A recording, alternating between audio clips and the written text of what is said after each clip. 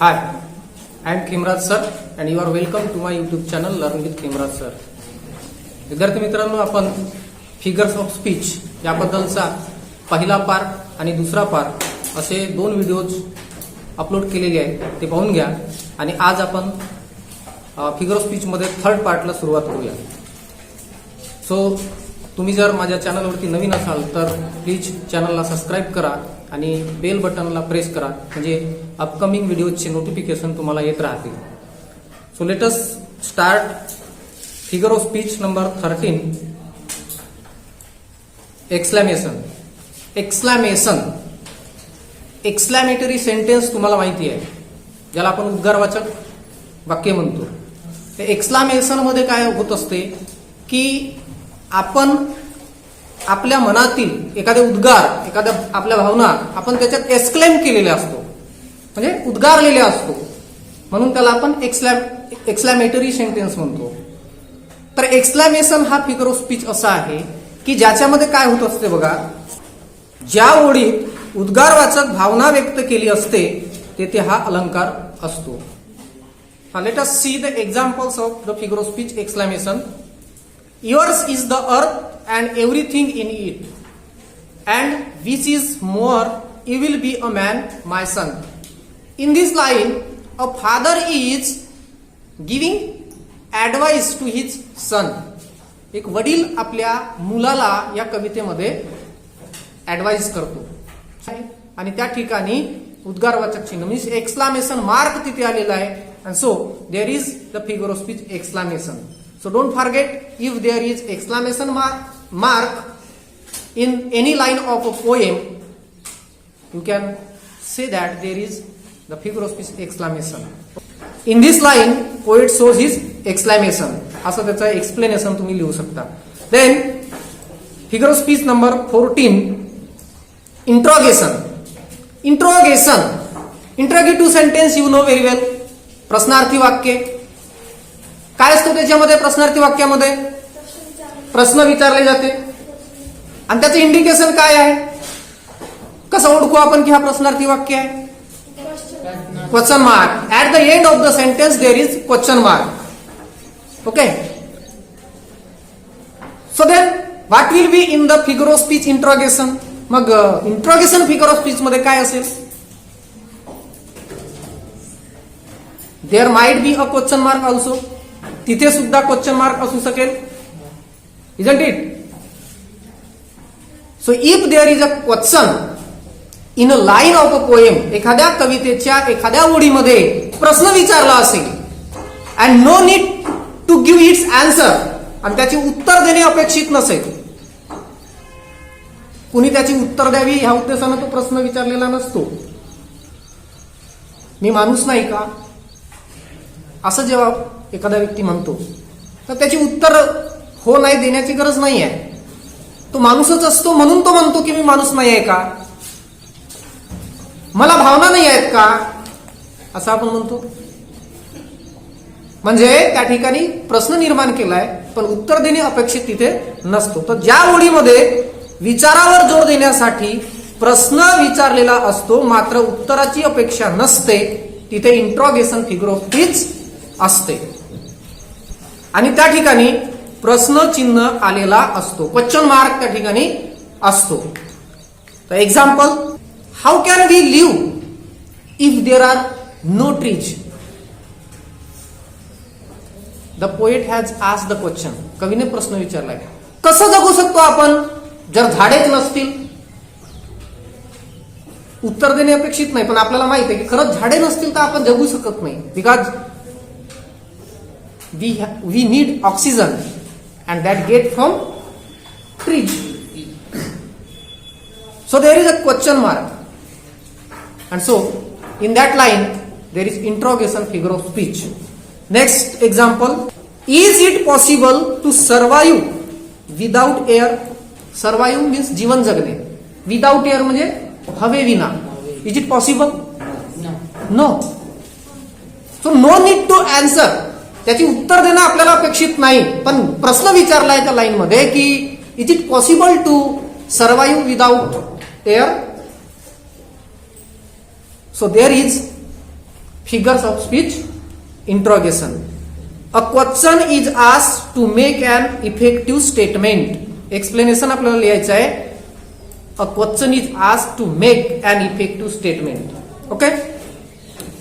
Then next figure of speech number 15, euphemism म्हणजे शिष्टोक्ती. शिष्टोक्ती म्हणजे काहीतरी वेगळं बोललं जाते. जे आहे ते न बोलता काहीतरी वेगळं बोललं जाते, त्या ठिकाणी शिष्टोक्ती म्हणजे युफेमिझम फिगर्स ऑफ स्पीच असतो. तर ज्या ओळीत दुःखद, कठोर, कटू घटना ह्या सुखदायक पद्धतीने सौम्य शब्दात सांगितल्या जाते तेथे युफेमिझम असते. एखादी दुःखद घटना असते पण तेवढ्या दुःखद भावनेतून किंवा विचारातून न सांगता वेगळ्या शब्दात ते सांगितलं जाते आणि त्याची इंटेन्सिटी ऑफ सॅडनेस कमी केली जाते. एखादी वाईट घटना असेल, एखादे कटू सत्य असेल, एखादी कठोर गोष्ट असेल तर ते थोडं सौम्य शब्दामध्ये सांगितली जाते. तिथे युफेमिझम असते. मी काल एक एक्झाम्पल दिला होता. आपल्याकडे साप चावल्यानंतर काय सांगतो? काडी गळली. बरोबर आहे. म्हणजे साप चावला असं म्हणता बरोबर, अरे बापरे असं वाटते की नाही? पण काडी गळली म्हटल्याच्या नंतर तितकी भीती निर्माण होते का आपल्याला? नाही. एखादा कोणी मरण पावला आणि डायरेक्टली सांगितलं की तो व्यक्ती मरण पावला, एकदम झटका येऊन जातो, अटॅक येऊन जातो ऐकणाराला, आहे की नाही? पण तीच गोष्ट जर सौम्य शब्दात सांगितली का तो गेला सकाळी, गेला सकाळी म्हणजे मरण पावला. शब्द वेगळे आहे पण जे सांगायचं होतं ते वेगळं होतं. सांगायचं वेगळं असते आणि बोलतो मात्र आपण दुसऱ्या म्हणजे सौम्य शब्दात आपण बोलत असतो. अशा प्रकारचा एक फिगर ऑफ स्पीच आपण याच्या आधी पाहिलेला आहे. एक्झाम्पल पहा. अखेरचा हा तुला दंडवत. परमेश्वराला उद्देशून म्हटलेलं आहे की अखेरचा हा तुला दंडवत. दंडवत म्हणजे नमस्कार. हे परमेश्वरा मला हा तुझा शेवटचा नमस्कार, मरताना शेवटचा नमस्कार. म्हणजे इथे मरणे ही जी काही गोष्ट आहे ती आपल्याला सौम्य शब्दातून आपल्याला लक्षात येते. दुसरं, त्या माऊलीने हसत हसत जगाचा निरोप घेतला. म्हणतात ना असं, मेली बिचारी माऊली, गेली बिचारी माऊली म्हणतात की नाही? मग एकाएकी मरण पावली असं म्हणण्यापेक्षा त्या माऊलीने हसत हसत जगाचा निरोप घेतला म्हटलं की तेवढं आपल्याला असं त्याच्यातली दुःखद जी भावना आहे ती आपल्याला झोंबत नाही. जी दुःखद गोष्ट आहे ती थोडीशी सुखद शब्दात, सौम्य शब्दात मांडण्यात आलेली आहे. त्याची इंटेन्सिटी कमी केलेली आहे. जंगलामध्ये बाबाजी दिसला तर बाबाजी आपण आपल्या वडिलाला म्हणतो, आजोबाला म्हणतो, पण जंगलात वाघ जर दिसला तर त्यालाही आपल्याकडे बाबाजी म्हणतात. वाघ दिसला म्हणता बरोबर अरे बापरे अंगाचे काटे उभे होतील, ऐक नाही. आता इंग्लिश मध्ये एक्झाम्पल बघू. सून falls asleep in their earthy bed. Soon falls asleep in their earthy bed. Earthy bed म्हणजे बेड म्हणजे बिस्तर, बिछाना, आणि earthy bed म्हणजे अर्थ म्हणजे माती, भूमी. तर भूमीच्या बिछाण्यावर, भूमीच्या बिछाण्यामध्ये ते झोपी गेले. Soon falls asleep in their earthy bed. तो मरण पावला किंवा त्याला मातीत गाडलं हे सांगण्याऐवजी काय म्हटलंय की फॉल्स अस्लीप इन देअर अर्थी बेड. आपल्या भूमीच्या बिछाण्यामध्ये ते लगेच झोपी गेले असं म्हटलेलं आहे. Then next example. Her all smile stop together. तिचे हसणेच थांबले कायमचे. म्हणजे काय? ती मरण पावली, पण ती मरण पावली हे न सांगता, शी इज डेड हे न सांगता, her all smile stop together, तिचे सगळं हसणं बंद झालं असं म्हटलंय. So this is that was harsh reality but it is put in a soft word. Okay. So explanation is here. The unpleasant idea of death is told in pleasant words. Unpleasant idea, दुःखद घटना ही pleasant way सांगितली जात असते. Next figure of speech is there climax. Climax मराठीमध्ये अर्थ होतो सारा अलंकार किंवा रसोत्कर्ष अलंकार किंवा चढता क्रम. 1 2 3 4 5 चढता क्रम झाला, बरोबर आहे. 10 9 8 7 6 उतरता क्रम. इथे दोन फिगर ऑफ स्पीच असे आहेत, एक चढता आहे आणि एक उतरता आहे. तर क्लायमॅक्स म्हणजे ज्याच्यामध्ये ज्या ओळीत विचार किंवा घटना ह्या चढत्या क्रमाने लिहिलेल्या असतात, चढत्या क्रमाने विचारांची मांडणी असते, तर त्या ठिकाणी काय असतो, क्लायमॅक्स हा फिगर ऑफ स्पीच असतो. क्लायमॅक्स कोणता फिगर ऑफ स्पीच असतो? क्लायमॅक्स. जसे पहा, एका हिंदी पिक्चरच्या गीतामध्ये म्हटलेलं आहे, दिन महीने साल गुजरते जाएंगे. दिन महीने साल गुजरते जाएंगे. चढता क्रम आहे की नाही? दिन एकच झाला, महिने अनेक झाले, आणि साल त्याच्याही पेक्षा जास्त झाले. चढत्या क्रमाने मांडणी आहे. तो दिन महिने साल गुजरते जाएंगे याच्यामध्ये फिगर ऑफ स्पीच आलेला आहे क्लायमॅक्स. नेक्स्ट पुन्हा एक गीत तुम्ही अत्यंत फेमस आहे, माधुरी दीक्षितचा, मला वाटते तो गीत काय आहे? 1 2 3 1 2 3 4 5 6 7 8 9 10 11 12 13 13 करू दिन दिन दिन गिनके इंतजार वगैरे काहीतरी म्हणते तिकडे. आता या लाईन मध्ये कोणता फिगर ऑफ स्पीच आलाय? क्लायमॅक्स. कारण संख्या कशा आलेल्या आहेत? चढत्या क्रमाने आलेल्या आहेत, म्हणून तिथे क्लायमॅक्स हा फिगर ऑफ स्पीच आलेला आहे. आता इंग्रजीमधील एक्झाम्पल्स बघू आपण. चालू आहे ना? Birds, animals, men and angels are worship God. All worship God. Birds, animals, men and angels all worship God.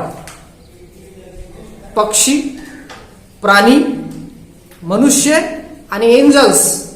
Angels म्हणजे पर्या देवदूत, ते सर्व देवाची पूजा करतात, परमेश्वराची पूजा करतात. बघा, चढत्या क्रमाने मांडणी आहे. बर्ड्स, पक्षी लहान झाले, एनिमल्स मोठे झाले, मेन मोठे झाले, आणि एंजल्स माणसापेक्षा काहीतरी वेगळं झालं. तर अशा प्रकारे चढत्या क्रमानं मांडणी आहे. Next example, she is my friend. She is my friend, my adviser and my inspiration. ती माझी मैत्रीण आहे, माय ऍडवायझर माझी सल्लागार आहे, म्हणजे मला सल्ला देते, अँड माय इन्स्पायरेशन माझी प्रेरणा सुद्धा आहे. तर पहिले फ्रेंड आहे, मग ऍडवायझर आहे. नुसतीच फ्रेंड नाही आहे, तर फ्रेंडशिप मध्ये आणखी भर आहे, ऍडवायझर आहे. आणि नुसती ऍडवायझर आणि फ्रेंड नाही आहे, तर आणखी भर आहे, ती माझी इन्स्पायरेशन आहे, मला प्रेरणा मिळते तिच्यापासून. म्हणजे विचार चढत्या क्रमाने आलेले आहे. Which figure of speech is there? Climax. Then you can write the explanation here. Ideas are arranged in ascending order. Ascending, descending. Okay, you know. Ascending म्हणजे चढता क्रम. Now, next figure of speech is there, anti-climax. Anti-climax. इथे ascending होतं, इथे descending राहील. प्रतिसारा अलंकार किंवा उतरता क्रम त्याला म्हणू. तर ज्या ओळीत विचार, घटना ह्या उतरत्या क्रमाने लिहिलेल्या असतात, त्या ठिकाणी अँटी क्लायमॅक्स हा फिगर ऑफ स्पीच असतो. घटना कशा असतात? उतरत्या क्रमाने लिहिल्या असतात, तो anti climax. See the example. So he swore by the sun, the moon, the stars and the leaves of tree. He swore, swore म्हणजे शपथ घेतली त्याने, शपथ घेतली. So he swore by the sun, the moon, the stars and the leaves of trees. त्यांनी कोणाकोणाला साक्षी ठेवून शपथ घेतली? The sun, bigger idea, okay. Then the moon, smaller idea. The stars, again smaller idea. The leaves of tree, again smaller idea. उतरता क्रम आहे की नाही? डिसेंडिंग ऑर्डर आहे की नाही? So there is anti-climax. The next example, angels, men and animals scared God. Scared म्हणजे भीने, भितात. Angels, men and animals scare gods. Angels म्हणजे काहीतरी मानवापेक्षा वेगळी गोष्ट झाली, त्याच्यानंतर माणूस आणि त्याच्यानंतर प्राणी, हे सर्व परमेश्वराला भितात. म्हणजे इथे सुद्धा शब्दांची मांडणी ही असेंडिंग आहे की डिसेंडिंग आहे? डिसेंडिंग आहे. And so there is the figure of speech anti climax. Here ideas are arranged in descending order. इथे आयडिया डिसेंडिंग ऑर्डर मध्ये व्यक्त केलेल्या आहेत. I hope you might have understood. Okay, thank you.